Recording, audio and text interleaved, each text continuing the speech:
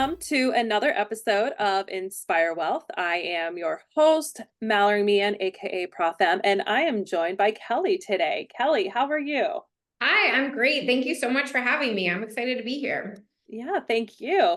So, Kelly, I know you have experience within real estate in a couple different realms. So, why don't you start off by telling us a little bit about yourself, what got you into real estate, and then we'll start the conversation from there. Yeah, so I have a background in television advertising sales, actually. So I spent 12 years selling TV advertising on ESPN, HGTV, CNN, the major cable networks. And then I got recruited by Hearst, and I was working for the NBC affiliate here. I live in Baltimore, and selling. I had a handful of like bigger clients that were pretty national, like a lot of auto dealers, Toyota, Chevy. And I loved it. But by that point, I was working with mainly people who were sitting in an office in New York or California. I kind of lost like the local clients that I was used to working with. I was up for this huge promotion. I had a 2-year-old. And it was like, I can't move my entire family to New York or do whatever this promotion was going to possibly entail. And at the same time, I'd been watching too much HGTV, like, don't get high off your own supply. Like, this is why. And I'm like, babe, talking to my husband, like, you can be Chip, I'll be JoJo, we'll flip houses, it'll be fantastic. And he looks at me like, doesn't miss a beat. He's like, I do not want to work with you. I love you. We are not doing that. But it kind of opened up this thinking of like, I really am interested in real estate. And I met my now business partner around the same time. And he was just quietly selling 35 to 40 million. And in Baltimore, that's a pretty big number. He was by himself, just like this little back office with a plastic table. And I'm like, if that guy can sell that much real estate, like he's somebody I'd like to learn from. He doesn't come from like a history of a bunch of people selling real estate. He doesn't have anything that would just give him a leg up. Like he has just figured out how to do this. And I respected that. And he was looking for somebody to come in and like help him grow. So my background in advertising plus his experience in real estate, it was kind of a really great match. So I ended up quitting this corporate day job in this career that I've been on this path for, 12 years, just leapt into full-time real estate. And I was freaking out. I mean, I literally remortgaged my house. I canceled like cable. I canceled the gym. I was like, nobody's spending any money. I was like freaking out.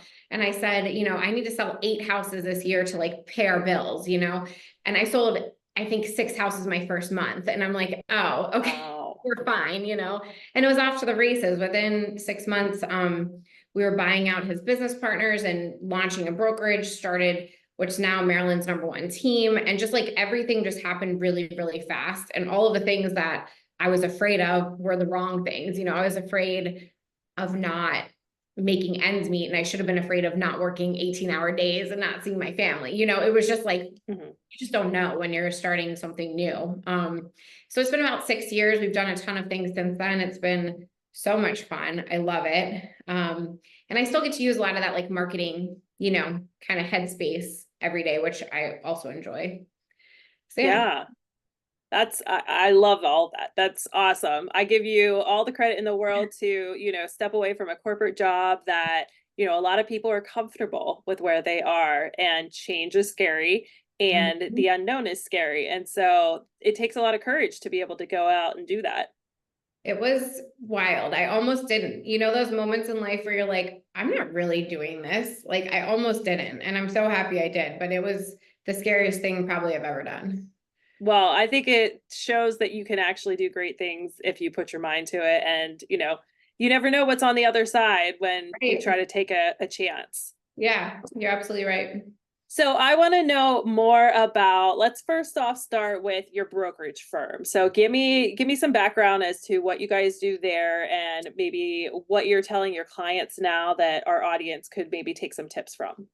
So we kind of wanted to create something that didn't exist in Baltimore, and you see it now, but you didn't when we started. And this was kind of a boutique vibe. So in Maryland and in this area, we have the big corporate brokerages. We've got Keller Williams is huge here. You've got Compass, you've got Remax, you've got these big names that everybody knows, but there wasn't really like the local expert here. And a lot of those brokerages, their model is volume. They want to have as many agents as they possibly can. And it's sink or swim. You're either going to do well and make money for the company, or you're not, and it doesn't really matter. So they kind of provide resources of like, just it's a volume play to them. We really wanted to be the antithesis of that. And everybody said this will never work when we launched it. I wasn't from the industry, so I'm like, whatever, of course it'll work. I had no idea. It was almost good that I didn't know what I know now. But we wanted to hire only top agents, put them all under one roof and give them really, really exceptional resources. So beautiful offices, full-time admin support, full-time marketing support. Basically, like, your job is to go out there and create relationships and represent homes and clients. And our job is on the back end, do everything for you. Agents do not like paperwork. Our whole job is paperwork. I mean, it just is. So we just created this brokerage where we're Maryland experts. And now we have about, I think, 5 offices and 130-ish agents, 20 full-time staff to help them.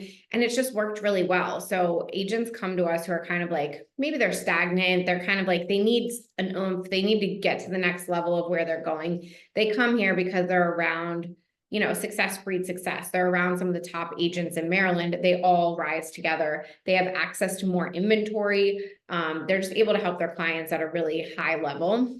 And that's what we're talking to our clients about. There are so many options when it comes to real estate agents. Last time I checked, there was, I think, over 45,000 in Maryland. That's a lot of people. That's a lot. Right. So everybody knows an agent. If you're listening to this, your cousin's brother's friend, or someone who's an agent. But to be an agent, you don't have to actually sell any houses every year. So we always coach everyone, whether it's me, whether it's one of my partners, whoever you decide to work with, make sure that they are full-time. Make sure that they actually have experience selling multiple houses each year. Things trend so quickly in real estate that if you only sell 2 houses a year, you don't have the information that you need to successfully navigate somebody's biggest purchase, and you don't have the relationship with the other agents to be able to really successfully get that done. So making sure they're full-time, making sure they just kind of know what they're doing, and making sure that they have access to other agents, because so much of what is done is through relationships, and so much of the value of working with an agent is having access to information that you can't just find yourself on Zillow or Redfin or any of those. Like, those apps change the way we all do real estate. You can find your own house. You can send it to me. Hey, Kelly, I love this house. I found it. But the real value is me saying, hey, I found you a house that you'll never see there because it's my business partner's listing. Right. So let's take a stab at this. If I am an investor and, I'm specifically looking at properties that I want to add to my portfolio and not to live in full time, how would you suggest working with an agent? And what are some good kind of maybe like buy box parameters that an investor should relay to have a good working relationship? Yeah, so it's going to depend on what market you're in, but you want an agent that works with investors. Not all agents do. It's kind of a niche. And just being really clear on what you want out of that rental. Are you buying one? Are you trying to buy 10? Are you replacing a full income? Is a supplemental? Do you need cash flow now, or are you just looking to hold on to things and cash out 20 years from now? I think the investors that work the most successfully with me, and the investors I'm willing to take on personally, are ones who are really clear on their objective. People who call me and say, hey, Kelly, if you have anything good, call me. No specific neighborhood, no specific bedroom count, no specific cash flow. There's so many. If you say, Kelly, I'm looking in this neighborhood, I want 3-bedroom, I don't want to spend more than $350, it needs a cash flow of $500 a month, and I'm not going to do vouchers. Okay, I can deliver you that. And you're going to get way more options from me than somebody who just says, send me anything. Right. Yeah. And really, like, the conversation that has to happen before me is, how are you financing these? And does that make sense? Like, are you self-financing? Do you have a good lender? Like, how can we make sure that this money is actually working for you? No, absolutely. I think those are great pieces of advice. Okay, so beyond your brokerage company, tell us a little bit about what you yourself are doing personally or with your business partner. Yeah, so personally, like I got in this to sell real estate and flip some houses. So luckily I get to do both. My first flip took me 18 months to find. I would send them, to my business partner this was, 5 years ago. How about this one? How about that one? And I learned a lot about what criteria makes a good flip in the area that we're in. Because there's so many things that make a flip bad. It can look really good on paper, but there's a lot of things that can be the difference between taking home a really nice profit and losing money. Everybody always asks me, like, are those TV shows real, like Fix or Flip or whatever? Honestly, a lot of them are. Like those things that you see go wrong on those types of shows, they do go wrong. And if you don't do your research ahead of time, you can actually lose some good money on them. So I'm still flipping. That's fun. I probably flip, I don't know, 4 to 6 houses a year. It's a lot less of the like fun side than I thought it would be. I'm not like at the tile store picking out tile and like doing all, like I thought that's what it would be. I'm not like, people just do that for us. It's not as fun. I'm not like picking out the staging. That part's different in TV in real life, but it's still really fun. Flipping houses is just, it's always fun. And then I sell a lot of real estate. So this year I'll probably sell about 40 million, which is probably going to be like 75 houses. I always try to hit 100. The market's a little bit weird right now, but that's usually my goal. So that's like the best part of it though. You're helping people like buy and sell their biggest investment, the place that they wake up every day and create community with that. That part's really, really rewarding. I love that part. Awesome. Yeah. So real estate obviously has its ups and downs. And so I want to hear what your biggest up has been. And then I also want to hear about what your biggest down has been. Oh, good questions. I think probably a career highlight to date was everyone had told us, top agents are not going to work under the same roof. They're competitors. They don't want that. And we started building it and we were attracting these other top agents.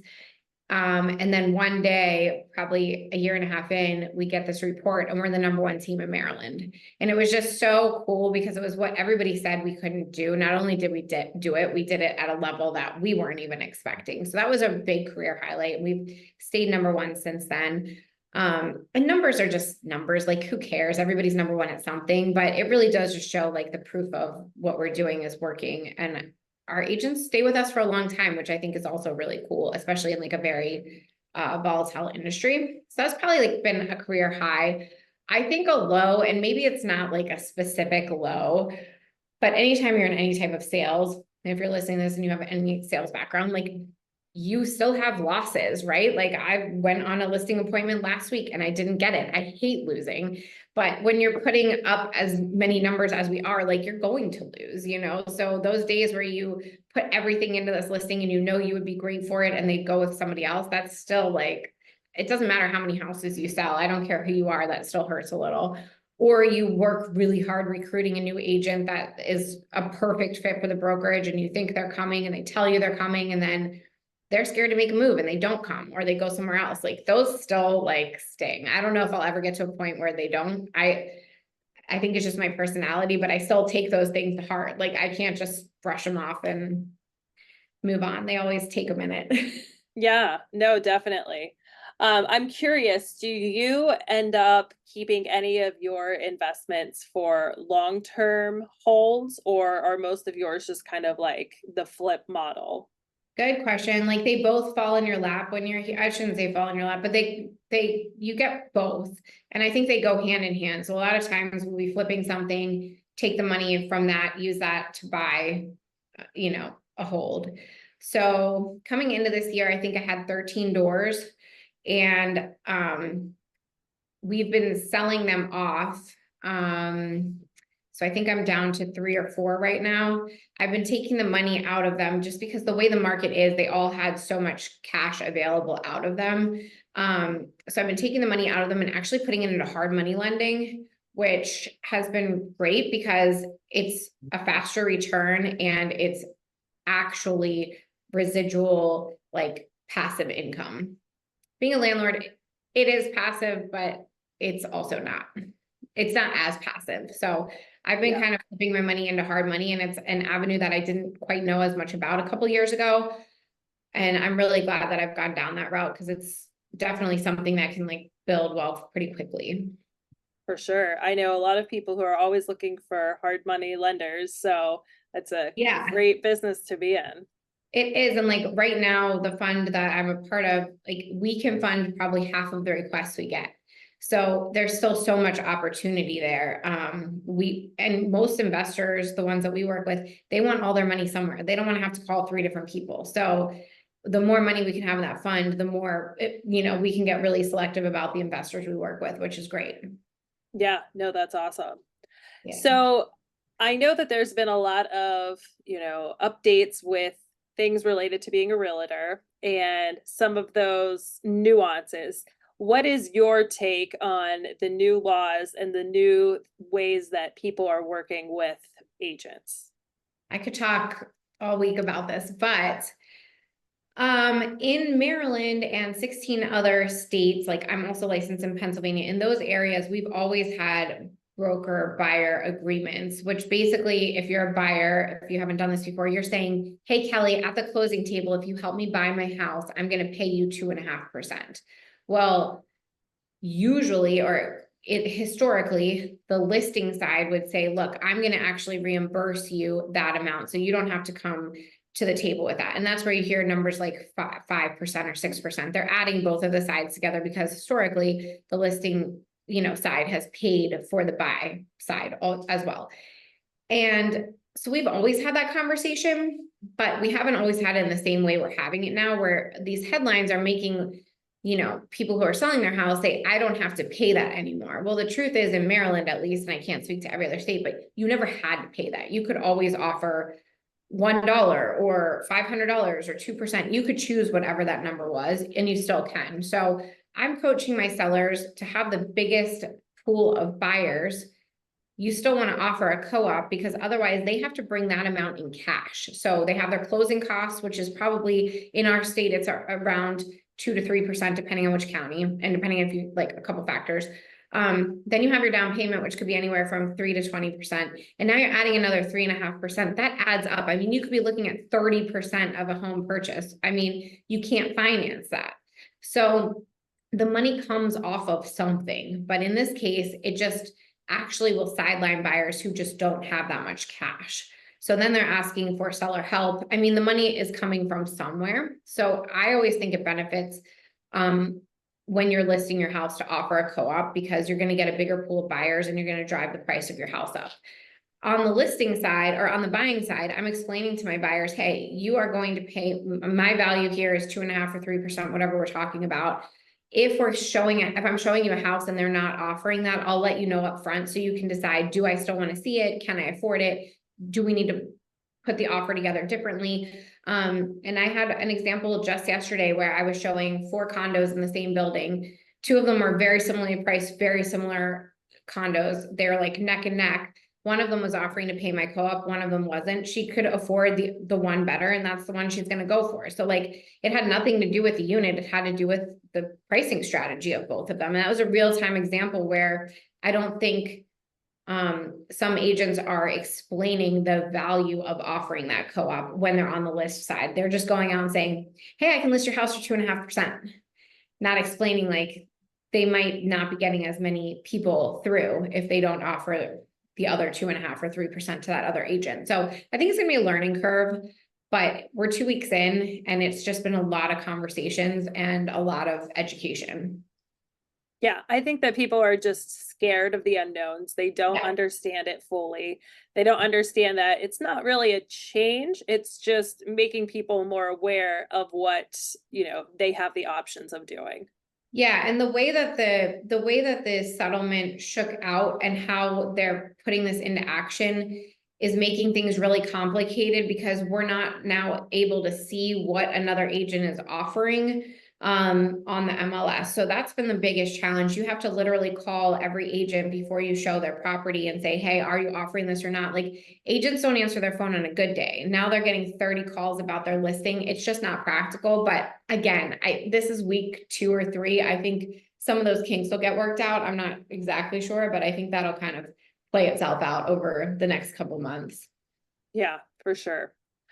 Okay, so let's talk about the way that the economy is going now and the housing market in general. What Yeah. are your predictions for this coming year? Do you think that rates are going to come down and it's going to become more of a buyer's market? Where do you feel pricing should fall? Because obviously COVID threw us all into this wacky kind of space when it came to housing prices. But what are your takes on what the future holds? I think that rates are going to keep coming down. They've already started. They're going to go down slower than they went up, but I think we're going to see things in the fives early next year, which will be great. Fours and fives are normal. They're low historically. That's great. But right now what's happening is everybody and their actual mother is sitting at a 2.75 or 3 rate because they refied or moved during COVID, and they're not giving up that rate for anything. They're staying there. They're putting on an addition. They are not moving. But I think that when rates come down to somewhere that's not going to double or triple, their current payment, then they're going to start moving, and it's going to unlock some of this inventory. But I think until that happens, we're going to still see this gridlock. So, inflation has to come down, and spending has to slow down, but people have money to spend because they're not moving. So it's Yeah. really interesting. So let's go back to the 2 to 3% rates.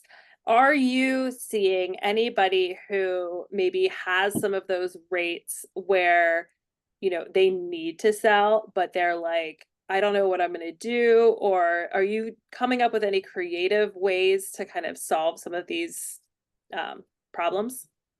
So yes, some of them are actually keeping it as an investment, which is cool. Like, you have such a low rate, you have some nice cash flow there. Other ones, and if they do that, they're able to do like a cash out refi because they typically have a lot of equity. So use that for their down payment move, and do that. And other ones, it's like they just kind of have to get over it. Like, they've just got to find a way to like mentally get over it. They can afford to move, they just don't want to. So here in my market, we have a 16% churn rate just of people who have to move. So people moving for jobs, government, we have a lot of government here, divorce, age, family change. So like people who have to move at 16%, which is higher than the national average. Those people are all finding a way to do it, right? Like if you have to move, you have to move. Yeah. But all the people who typically would be upgrading or downsizing, they're just staying put. So that's the group that really we need them to do something. And it's a lot of the downsizers, like the boomers are just staying put. They're adding like a chair rail, they're moving their kids in. I mean, they're just not downsizing at the level that like they should be. Yeah, no, absolutely. And I mean, I'm seeing that trend here too in Pennsylvania Yeah. and, within my network. And it'll be interesting to see what happens when rates kind of get to that point that makes people a little bit more comfortable and, you know, what what inventory then becomes opened. Right. And we don't need a lot more, but last year we were 60% down on new listings. This year we're 30% down from last year, which was a low year. So I mean, it's coming back, but basically we have, 3 houses for every 9 buyers. So we're still getting multiple offers and things like that. And they're paying at the high end of the market, and they're paying a high rate. So it's really crazy. Yeah.